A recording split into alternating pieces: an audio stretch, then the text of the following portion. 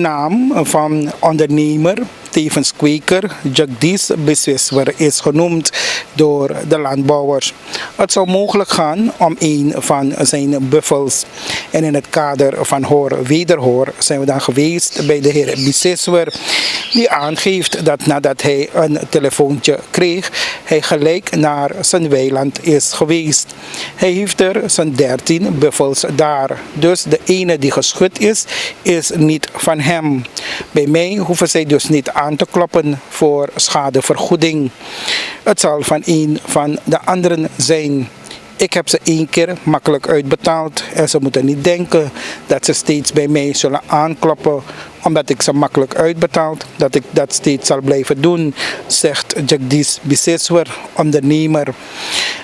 Ik zei het al, in het kader van hoor-wederhoor spraken wij met hem en we voeren nu naar dit vraaggesprek, welke we thuis hadden bij de ondernemer, de kweker, en de beelden zijn vastgelegd door Raj Mahango. Heer Jagdish Bisweswar, ondernemer, een van uw hobby's merk ik dat het ook is het kweken van buffels. Ja, dat klopt. Ik heb nu op dit moment 13.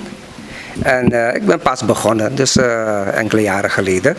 En ik ga, als het mooi weer wordt, een beetje droog, dan ga ik het weiland een beetje groter maken, uitbreiden. En dan ga ik nog meer kweken. Dus ik probeer een beetje aan de behoefte van vlees te voorzien.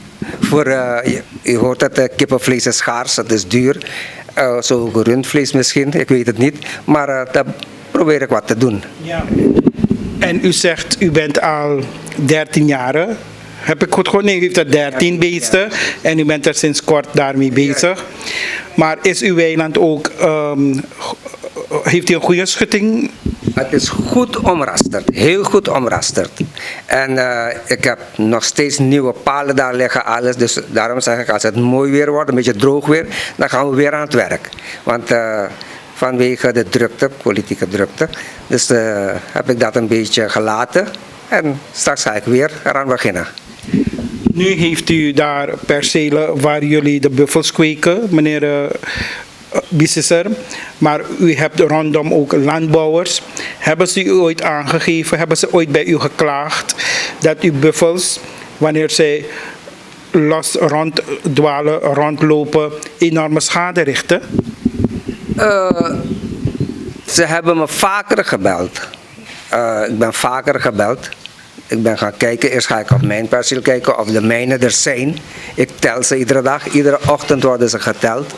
En als het klopt, met hoeveel die ik heb, dan zeg ik die mensen, meneer, het is niet van mij. En net ook, ik kom net van mijn perceel. En ik werd gebeld een uur geleden. Dat een van die buffels van jou is uit je weiland. En die heeft schade daar aangericht. En ik ga eerst kijken. Ik heb gezien, de mijnen zijn er. Alle 13 zijn er. Ik heb ze gevoerd. Ik heb ze een beetje geaaid, dat doe ik altijd. En ze zijn er. Dus die man heeft me zelf gebeld. Klopt die van? Ik zei, ja, de mijnen klopt. Ze zijn allemaal binnen. Dus wat ze daar zeggen, dat het van mij is. Want eerst, omdat ze weten dat ik buffels daar heb. En ze weten niet dat er wilden ook zijn, dat heb ik ook gehoord. Er zijn ook anderen die ik niet weet allemaal, wie allemaal buffels daar kweekt. Dus ik weet niet van wie dat is. Maar heeft u in het verleden, meneer Bisweswar, wel schadeloosstellingen moeten betalen? Dus heeft u gelden moeten betalen aan de landbouwers al daar? Ja, ik heb 1 keer die man. Normaal hoort het zo dat een politierapport moet opgemaakt worden en aan de hand daarvan. Die man zei, ik heb geen politierapport laten maken en zo. Hij kwam hier. En toen zei ik, wat is je schade? Hij zei 1500, ik zei, ik betaal 1000. En ik heb hem 1000 SRD gegeven. Kijk, als iemand zegt, die heeft schade, ik weet, ik doe zelf aan landbouw, ik heb het gedaan. Nu ben ik een beetje aan het temperen. Dus die mensen moeten ook vergoed worden, vind ik. Maar het hoeft niet zo te zijn dat schade van heel lang geleden, oude schade laten ze zien. Want aan die mest, weet u wel, uitwerpsel kan je zien hoe lang geleden die buffels daar geweest zijn. En zij hebben me in het begin hele oude laten zien. Een papayaplant dat gebroken was door het midden, dan zie je dat die nerfjes, dat het een beetje droger geworden is. Kijk, papayaplant als je breekt, laat je altijd een beetje melk, een beetje sap. Dat zie je. En ze hebben me oude papaya's laten zien. Kijk, dit zijn, door ze hier gelopen hebben, ze het afgebroken. Maar voetsporen zag je niet. En toen ik die papaya in mijn hand nam, zei ik, dit is een hele oude. Want papaya, als je oogst, al is het een rijpe papaya, daar moet een beetje sap bij die stengel eruit komen. Dus mensen, ze proberen jou te bedonderen, omdat jouw runderen toevallig daar op zijn perceel zijn, op dat moment. Maar proberen ze oude dingen, die van, ik weet niet van waar, hoe lang geleden, proberen ze nog te achteraan, op jou te verhalen. Ja, maar heeft u ooit, en dat heeft een van de landbouwers gezegd, u hebt hem niet willen betalen omdat u het schaderapport van LVV niet vertrouwde? LVV-rapport niet vertrouwde? Ja, want deze landbouwer zou invloed hebben bij LVV. Oh ja, nu weet ik het. Ja, kijk, deze man, die is landbouwer. Nou, hij verhuurt zijn perceel in kavels aan anderen. Zelf beplant hij ook een stukje. Laat me heel duidelijk zeggen, zoals die zaken zijn. En als het niet zo is, dan moet hij maar gaan reageren. En als ze zeggen, meneer, je moet die schade betalen. En hij is zelf baas daar bij LVV, van die arbeiders daar werken. Hij is adviseur van de minister. Moet u nagaan. En hij zei zelf in de coöperatiewinkel, kijk, de molen van God draait. Ik ben nu baas van die mensen hier. En met andere van Debbie, ik ben de baas van Debbie. Debbie is daar coördinator. Ik weet niet wat voor functie hij heeft hoor. Want een coördinerende functie heeft hij. Maar kijk, als die man daar, terwijl ik daar op kantoor zit, ik ga praten, meneer, ik wil de schade eerst zien. Dat heb ik ook aan de politiemensen doorgegeven. Ik wil de schade zien voordat die rapport wordt opgemaakt, of tijdens het opmaken van die rapport. Als die mensen dat komen opnemen, dan wil ik de schade zien. Als ik niet gezien heb, meneer, hoe kan ik dan betalen als ik niet weet wat de schade is?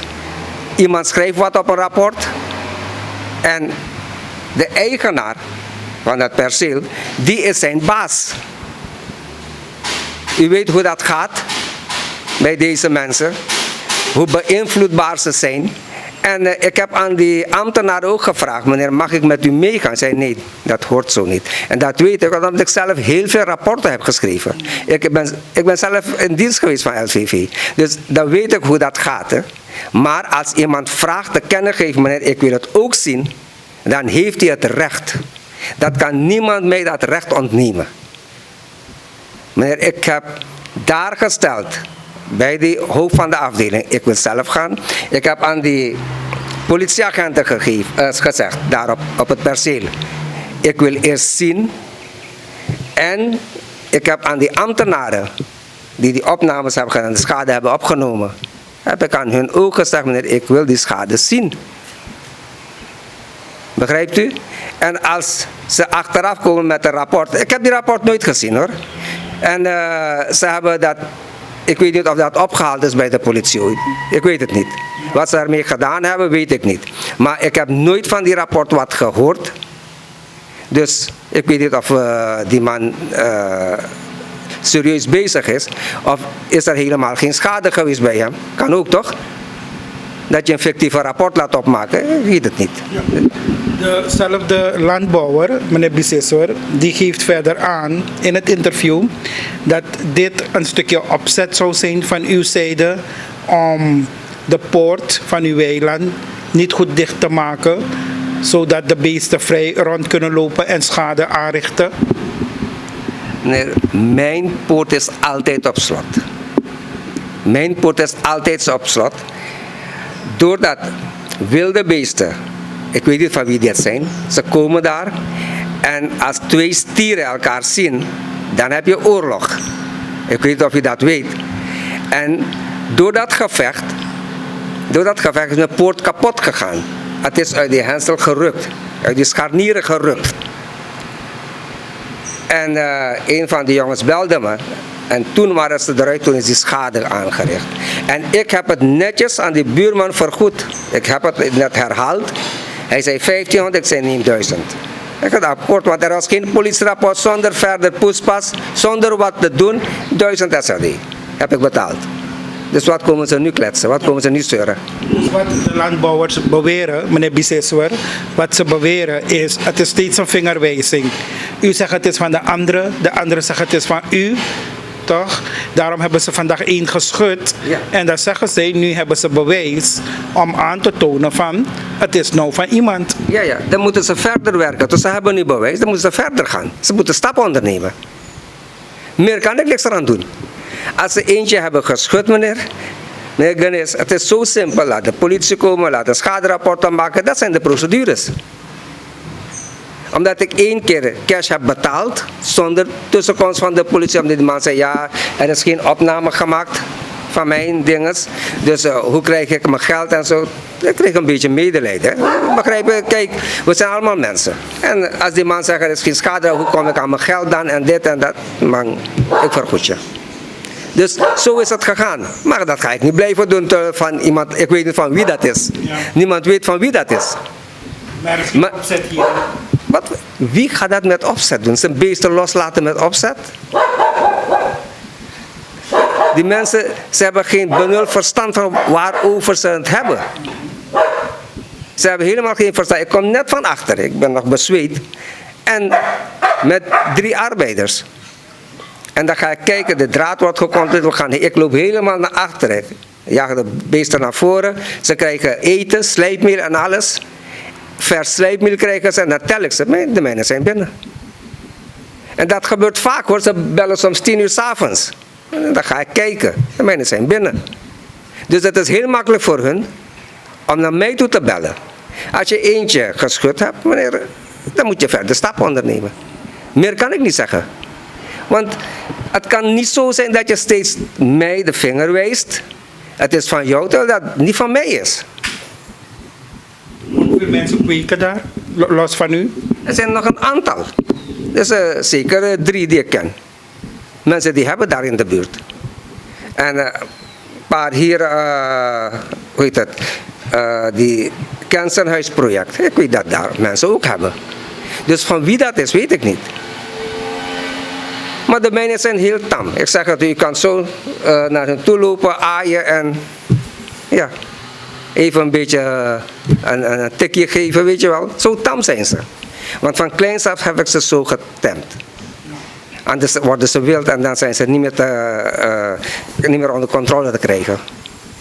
Dus, meneer Ganesh, ik weet niet wat die mensen eigenlijk willen. Als ik ze eenmaal zeg, het is niet van mij. Waarom geloven ze dat niet? En de ene keer dat de mijne eruit was, omdat die poort kapot was. Het was uit die scharnieren gerukt door het gevecht van die 2. Dus heb ik ze vergoed.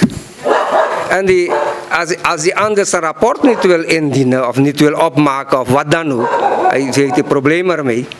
Omdat ik gezegd zou hebben dat het zijn ambtenaren zijn die de rapport opmaken. Als ik ergens werk, en ik ben de baas daar, ja, dan kan je makkelijk manipuleren, toch? En nu in hetgeen dat dus nu zich heeft afgespeeld, meneer Bisseswer, de schade, 1 is geschud. U zegt dus de weg die ze nu moeten bewandelen, de politie. Ja, dat is het. Dat weten ze ook. Dat hebben ze toch in het verleden gedaan. Dus waarom die hele poespas erbij, alles. Misschien wil die man gelijk betalen, maar nu het hier in de publiciteit wordt gebracht, gaat hij zeggen, meneer, we gaan verder stappen ondernemen. Laat het bij de rechter komen. Ja, toch? Kijk, ik ben zo vriendelijk geweest om die mensen tegemoet te komen.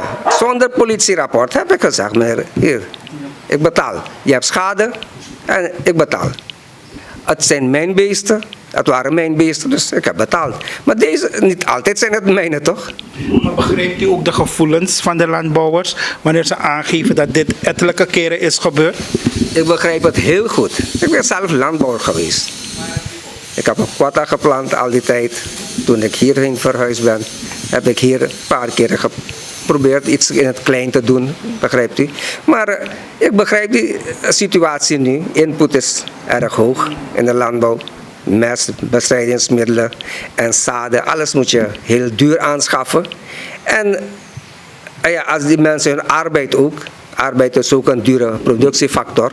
Dus die mensen arbeiden daar, ze werken en ik begrijp hun gevoelens. Maar dat neemt niet weg dat is steeds een vinger wijst naar mij toe. Dat kan ook niet.